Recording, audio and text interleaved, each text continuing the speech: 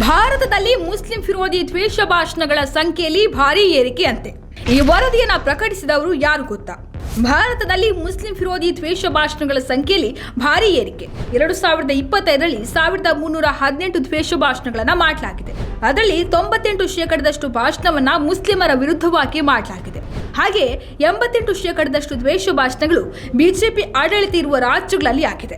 97% ದ್ವೇಷಪೂರಿತ ಪೋಸ್ಟ್ಗಳನ್ನು ಸೋಷಿಯಲ್ ಮೀಡಿಯಾಗಳಲ್ಲಿ ಹರಿಯಬಿಡಲಾಗಿದೆ ಎಂಬ ವರದಿಯನ್ನು ಕಳೆದ ವಾರ ಇಂಡಿಯಾ ಹೇಟ್ ಲ್ಯಾಬ್ ಎನ್ನುವ ಸಂಸ್ಥೆಯೊಂದು ಪ್ರಕಟ ಮಾಡಿತು.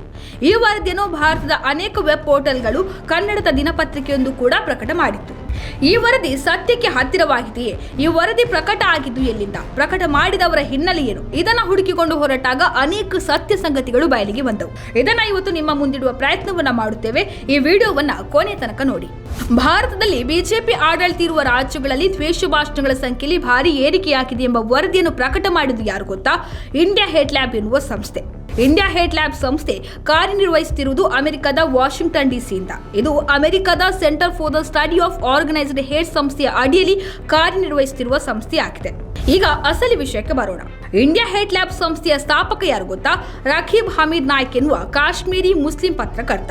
ಈತನೇ CSOH ನ ಡೈರೆಕ್ಟರ್.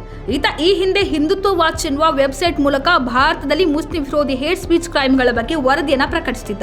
ಈ ಹಿಂದುತ್ವ ವಾಚ್ ಅನ್ನ 2024ರಲ್ಲಿ ಕೇಂದ್ರ ಸರ್ಕಾರವು ನಿಷೇಧ ಮಾಡಿತ್ತು.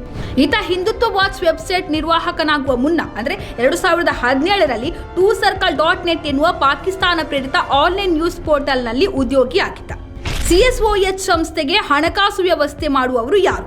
CSOH ಸಂಸ್ಥೆ ತಮ್ಮ ಫಿನಾನ್ಷಿಯಲ್ ಬ್ಯಾಕರ್ಸ್ ಬಗ್ಗೆ ಎಲ್ಲೂ ತಿಳಿಸಿಲ್ಲ. ಆದರೆ ಅಮೆರಿಕದಲ್ಲಿರುವ ಹ್ಯೂಮನ್ ರೈಟ್ಸ್ ಫೌಂಡೇಶನ್ ಸಂಸ್ಥೆಯು ತನ್ನ ವೆಬ್ಸೈಟ್ನಲ್ಲಿ CSOH ಸಂಸ್ಥೆಯನ್ನ ಸಂಬಂಧಿತ ಸಂಸ್ಥೆ ಎಂದು ತಿಳಿಸಿದೆ.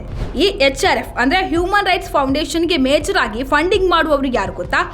ಭಾರತ ವಿರೋಧಿ ಚಟುವಟಿಕೆಯನ್ನ ಬೇರೆ ಬೇರೆ ಮಾರ್ಗಗಳ ಮೂಲಕ ನಡೆಸುವ ಅಮೆರಿಕನ್ ಡೀಪ್ ಸ್ಟೇಟ್ನ ಪ್ರವರ್ತಕನಾಗಿರುವ ಜಾರ್ಜ್ ಸೊರೋಸ್ನ ದಿ ಓಪನ್ ಸೊಸೈಟಿ ಫೌಂಡೇಶನ್.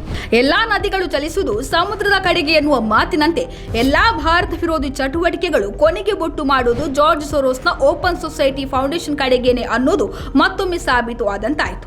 ಅಂದ ಹಾಗೆ 2024ರಲ್ಲೂ ಇದೇ ಇಂಡಿಯಾ ಹೇಟ್ಸ್ ಲ್ಯಾಬ್ ಸಂಸ್ಥೆ ಭಾರತದಲ್ಲಿ ಹೇಟ್ ಸ್ಪೀಚ್ ಸಮೀಕ್ಷಾ ವರದಿಯೊಂದನ್ನು ಮಾಡಿತ್ತು. ಈ ವರದಿಯು ಸತ್ಯಾಂಶಗಳನ್ನು ಹೊಂದಿರಲಿಲ್ಲ ಎಂದು centre for integrated and holistic studies ಎನ್ನುವ ಸಂಸ್ಥೆಯೊಂದು ಆಧಾರ ಸಹಿತವಾಗಿ ಮಂಡನೆ ಮಾಡಿತ್ತು.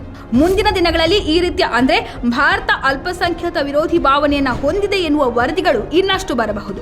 ಅಂತಹ ವರದಿಗಳು ಬಂದಾಗ ಅದರ ನೈಜ ಸತ್ಯಾಂಶ ಏನೆಂದು ತಿಳಿದುಕೊಳ್ಳಿ ಎಂದು ಹೇಳುತ್ತಾ ಈ ಸಂಚಿಕೆಯನ್ನು ಮುಗಿಸುತ್ತಿದ್ದೇನೆ. ಇದಾಗಿತ್ತು ಈ ಹೊತ್ತಿನ ವಿಶೇಷ. ಇನ್ನಷ್ಟು ಹೆಚ್ಚಿನ ವಿಚಾರಗಳಿಗಾಗಿ ನೋಡ್ತಾ ಇರಿ ರಿತಮ್ ಕನ್ನಡ.